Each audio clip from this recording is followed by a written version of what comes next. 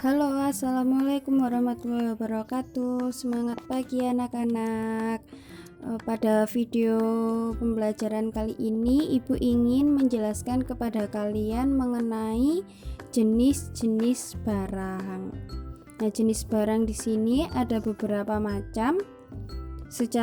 Menurut pembagiannya dibedakan jadi 5. Ada menurut cara memperolehnya. Di sini ada barang ekonomi dan barang bebas. Yang kedua, menurut fungsinya ada barang konsumsi dan barang produksi. Menurut wujudnya ada barang konkret dan abstrak.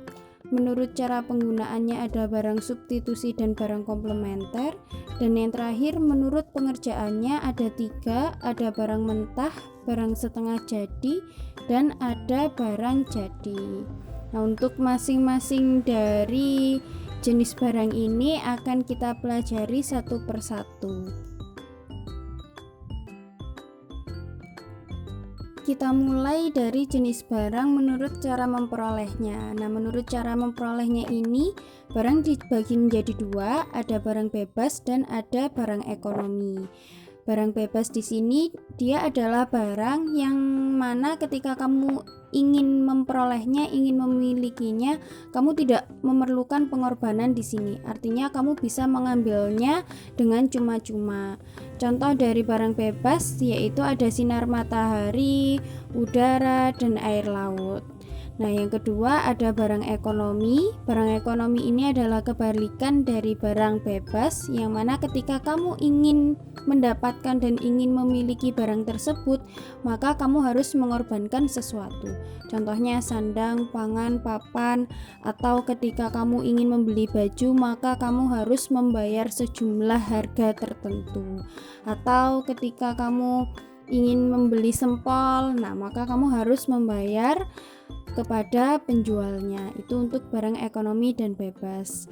Berikutnya ada barang menurut fungsinya atau tujuan penggunaannya. Di sini ada 2, ada barang konsumsi dan ada barang produksi. Untuk barang konsumsi, dia adalah barang atau benda yang bisa langsung digunakan oleh konsumen dengan tujuan untuk memenuhi kebutuhannya. Nah, contohnya apa? Contohnya adalah kendaraan, makanan, dan pakaian. Nah, yang kedua ada barang produksi. Untuk barang produksi ini, dia adalah barang atau benda yang dipakai dengan tujuan untuk proses produksi atau untuk proses pembuatan produk. Nah, barang ini tidak secara langsung memenuhi kebutuhan manusia. Contohnya seperti mesin, peralatan produksi, dan juga bahan baku. Untuk barang produksi di sini ada 2, ada barang produksi habis satu kali pakai, contohnya seperti bahan baku dan bahan bakar, dan ada barang produksi yang dapat dipakai lebih dari satu kali, contohnya mesin dan peralatan. Berikutnya yang ketiga, jenis barang menurut proses produksinya. Ada 3 ya, ada barang mentah, ada barang setengah jadi, dan ada barang jadi. Untuk barang mentah, dia adalah barang yang belum mengalami proses produksi. Di situ kurang kata belum ya. Jadi untuk barang mentah di sini adalah barang yang belum mengalami proses produksi sama sekali. Contohnya kapas, kayu, getah karet, dan gandum. Yang kedua, ada barang setengah jadi, yaitu barang yang sudah mengalami proses produksi tapi belum bisa memenuhi kebutuhan manusia secara sempurna. Jadi dia udah mengalami proses produksi tapi masih setengahnya. Contohnya kapas menjadi benang, gandum menjadi terigu, kedelai menjadi tempe.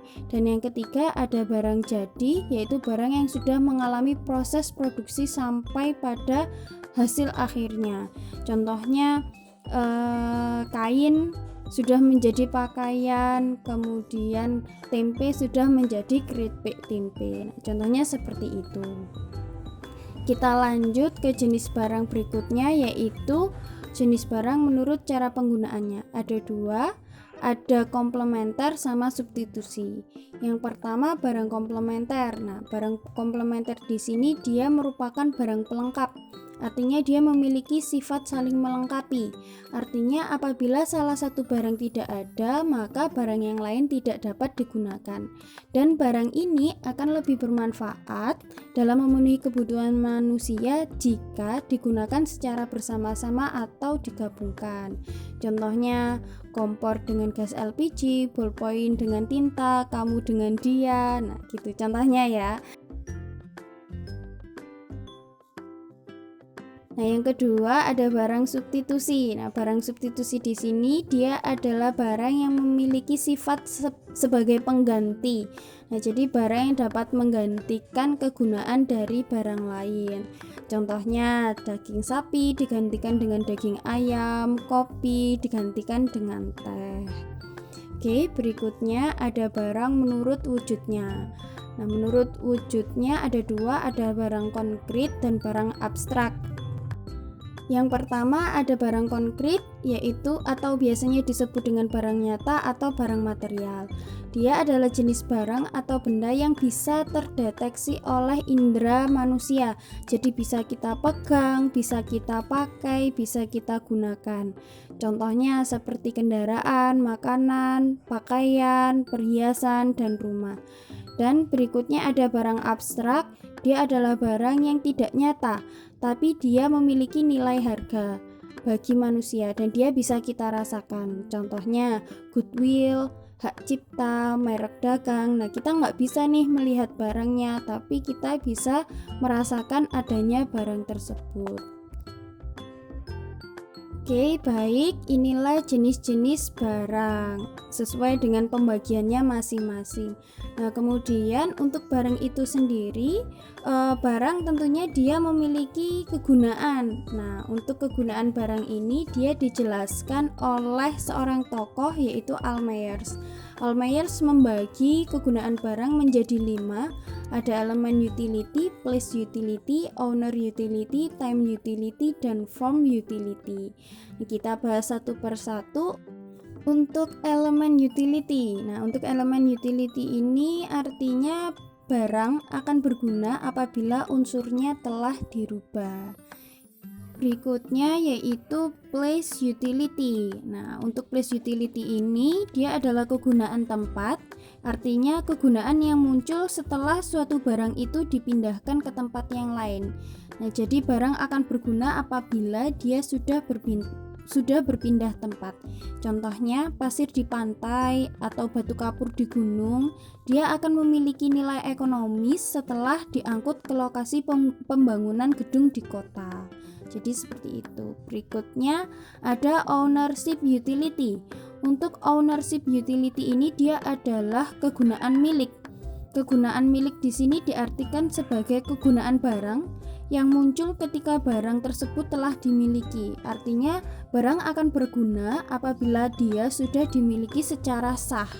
Contohnya, komputer yang ada di toko akan berguna setelah pembeli membayar dan memiliki barang tersebut, sehingga barang tersebut akan digunakan. Oke, berikutnya yang keempat ada form utility atau kegunaan bentuk. Untuk kegunaan bentuk ini dia adalah kegunaan yang muncul setelah suatu barang itu diubah bentuknya. Nah, jadi barang tersebut akan berguna jika bentuknya udah dirubah. Contohnya papan, paku, cat, dan pelitur yang diolah menjadi meja, kursi, atau perabot lainnya. Nah, dari sini kan ada perubahan bentuk dari barang berupa papan, paku, cat, dan pelitur menjadi meja dan kursi. Oke, berikutnya yang terakhir yaitu time utility atau kegunaan waktu. Nah, kegunaan waktu di sini dia adalah kegunaan barang ketika digunakan tepat waktunya. Nah, jadi barang akan berguna apabila digunakan di waktu yang tepat. Contohnya, tabungan pendidikan yang telah disiapkan jauh-jauh hari menjadi berguna ketika tiba saatnya membayar biaya pendaftaran sekolah. Contoh lainnya, pakaian bayi yang berguna pada waktu bayi telah lahir. Contoh lagi, payung akan berguna apabila terjadi hujan. Oke, inilah kelima kegunaan dari suatu barang menurut Almayers. Oke, baik, cukup Ibu rasa untuk materi yang dapat Ibu sampaikan pada video kali ini. Ibu ucapkan terima kasih atas perhatian kalian. Ibu ucapkan juga mohon maaf apabila ada yang tidak berkenan di hati kalian. Sukses selalu untuk kalian. Wassalamualaikum warahmatullahi wabarakatuh.